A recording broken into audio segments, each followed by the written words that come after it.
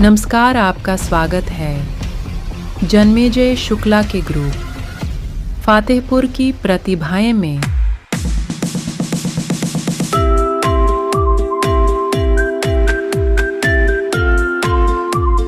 नमस्कार दोस्तों, फतेहपुर के प्रतिभाएं के अगले एपिसोड में मैं जन्मेजय शुक्ला आप सभी लोगों का बहुत बहुत स्वागत करता हूं। दोस्तों, ये हमारा 5वां एपिसोड है और 5वें एपिसोड में हम आपको जिस शख्स से मिलाने के लिए जा रहे हैं उनको महज कलाकार कहना गलत होगा। वो एक कलाकार भी हैं और बहुत अच्छे शिक्षक भी हैं।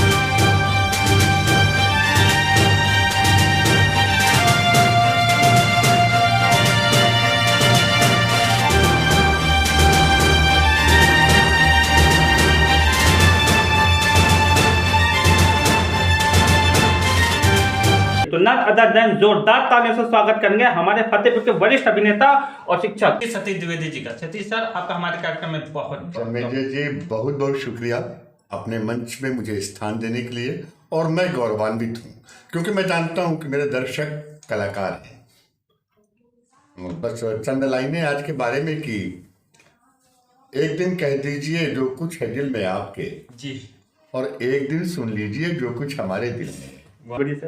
तो सर, आप पर हम अपना पहला शब्द विधि बाण छोड़ने जा रहे हैं। Sure. वो ये रहेगा कि सांस्कृतिक कार्यक्रम की तरफ आपका रुझान बढ़ रहा है, ऐसा आपको पहली बार कब एहसास हुआ और जब एहसास हुआ तब आपने इस बाबत क्या प्रयास किए?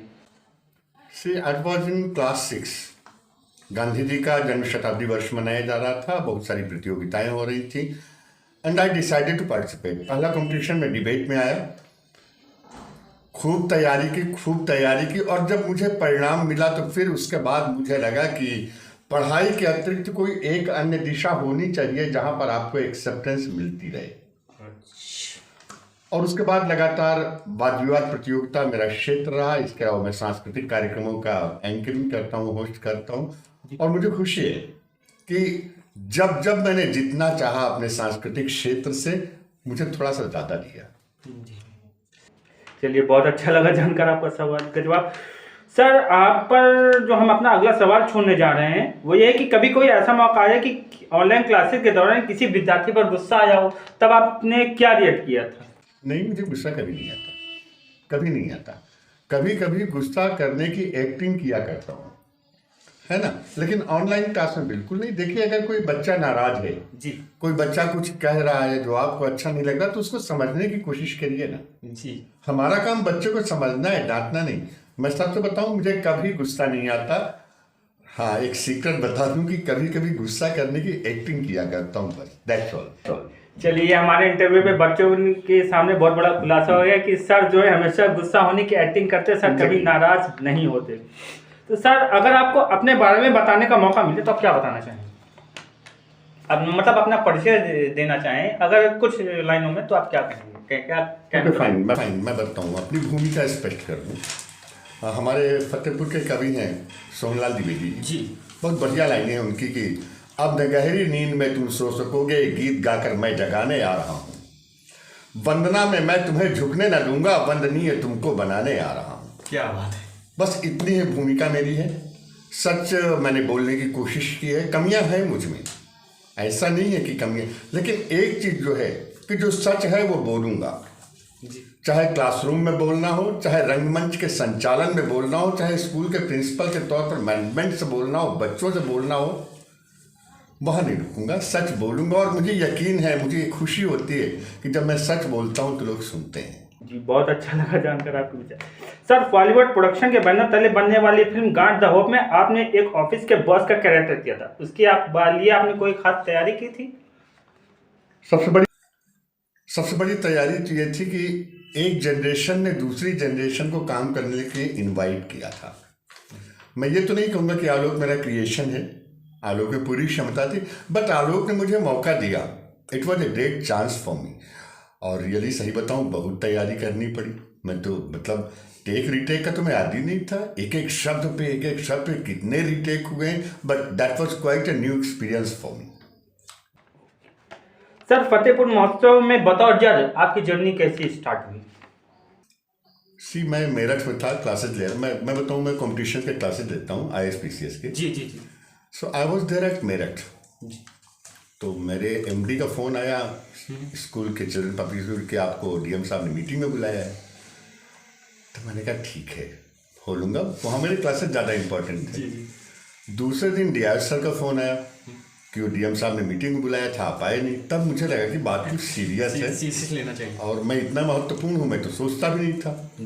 खैर मेरठ से मैं अपने सब प्रोग्राम कर्टेल करके यहाँ आया। फिर मैं DM सर से मिल करके मैंने कहा सर सॉरी, इस वजह से नहीं आ पाया। तो उन्होंने कहा कि देखिए मेरी आपकी पहली मुलाकात है, बट मैं आपको इसके ऑडिशन की पूरी जिम्मेदारी देना चाहता हूँ। एंड रियली मुझे गर्व है इस बात का कि मुझे फतेहपुर के लोगों ने मुझे इस लायक चुना, और शायद मैंने अपने कार्य का निर्वहन भी बखूबी तरीके से किया। मैं अकेला नहीं था, विवेक मेरे साथ में थे। विवेक बड़ा, मैं बताऊँ, जितने कल्चरल प्रोग्राम्स होते हैं हर बार मुझे विवेक अपने सहयोगी के रूप में निश्चित मिलते हैं, and I have proud on him. अच्छा सर, बहुत अच्छा लगा जानकर आपकी ये बात। विवेक सर भी काफ़ी खुश होंगे इस बात को सुन करके। सर अगला सवाल जो हम आप पे दागने जा रहे हैं वो ये है कि जब आप अपने ज़िले के इतिहास के बारे में लोगों को बताते हैं तब बाहर के लोगों का क्या रिएक्शन होता है? जब फतेहपुर बोलता है तो अरुणाचल प्रदेश, मद्रास, बिहार, जयपुर, दिल्ली सब एक साथ जाते हैं। मैं बताऊं जन्मेजय, कल मैंने महावीर प्रसाद जी के बारे में एक प्रश्न छोड़ा था जी। और इन सभी स्टेट्स के जहां से मैंने नाम लिया, सभी स्टेट से मेरे पास रिस्पांस आया। मैं तो फतेहपुर के इतिहास के बारे में जानना चाह रहा था ना। मेरे पास अरुणाचल से व्हाट्सएप मैसेज आया, मद्रास से आया, बिहार से आया, दिल्ली से आया, कानपुर से आया, रायबरेली से आया, जहाँ की जन्मस्थली है जी। तो दैट मीन्स जब फतेहपुर जागता है तो दुनिया सुनती है, एंड आई हैव प्राउड। तो चलते चलते आप हमारे प्यारे दर्शकों से कुछ कहना चाहेंगे? हाँ, since basically I am a teacher, तो जन्मेजय जी एक चीज तो मैं ये कहूँगा कि साइंस, मैथमेटिक्स आपको जिंदगी में रोटी दे सकते हैं और नौकरी दे सकते हैं, लेकिन जो चीज जिंदगी में सम्मान देती है वो मानविकी के विषय हैं। आपको हिंदी, साहित्य, आर्ट, डांस, और हो सकता है मेरा ऑब्जर्वेशन गलत हो, लेकिन आजकल विद्यालयों में यह अनुपात कम होता जा रहा है जी। अगर बुरा ना लगे तो एक बात और कहूं मैं आपसे जी, कि मेरे पास 1.5 लाख रुपए हो आज तो, और मोबाइल खरीदना हो तो हर 10 कदम पे एक दुकान मिल जाएगी जन्मेजय जी। लेकिन बताइए, मेरी जेब में 500 रुपए है, मैं एक किताब खरीदना चाहता हूँ कबीरदास जी पे, आपके जिले में कहाँ पर है किताब? नहीं मिल पाएगी। ये तो सच है। ये एक बिंदु है जिसको मैंने बार बार कई मंचों से कहा है जी, कि जो शहर किताबों की इज्जत नहीं करता, जो समाज किताबों की इज्जत नहीं करता ना, यकीन मानिए उसे एक दिन अतीत में खो जाना है।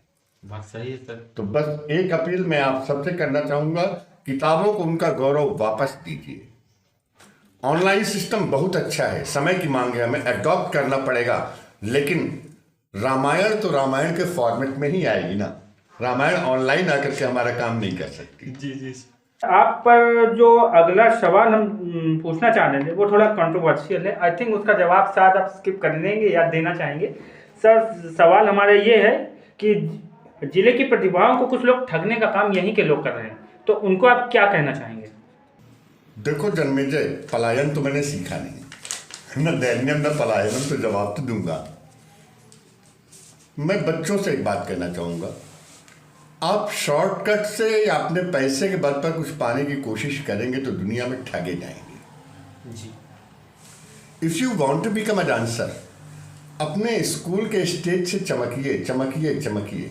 जन्मेजय, मैंने भी आपको एग्जाम्पल कितने लोगों को दिए जिनको किसी सोर्स की जरूरत नहीं थी, बंबई से लोग आकर के ले गए और उनका एल्बम बना रहे हैं, बिकॉज उन्होंने अपने आप को तपाया है जी। तो पहली चीज, हम भेड़ियों को खत्म नहीं कर सकते जी। हाँ, हम अपने बच्चों से बता सकते हैं कि भेड़ियों से कैसे निपटा जाता है जी जी जी। तो प्लीज भेड़ियों का शिकार मत बनिए, ताकतवर बनिए। आपके भीतर ऊर्जा होगी तो बंबई आपके पास आएगा काम देने के लिए, आपको उनके एजेंट से मिलने की जरूरत कतई नहीं है। तो दोस्तों, आपने सुना सतीश सर के विचार। उम्मीद करता हूँ आप सभी लोगों को आज का हमारे एपिसोड पसंद आया होगा। अगर पसंद आया हो तो इस वीडियो को प्यार से लाइक दे दीजिए। साथ ही साथ अगर आप मुझसे कुछ कहना चाह रहे हैं या सतीश सर से जुड़ना चाह रहे हैं तो इनके चैनल का लिंक मैं डिस्क्रिप्शन बॉक्स में दे दूंगा। आप इनसे जुड़िए और ऑनलाइन क्लासेज में जो फायदे हैं वो आप इनसे लीजिए। जन्मेजय एक लाइन में कोट करूंगा प्लीज। जी जी जी जी।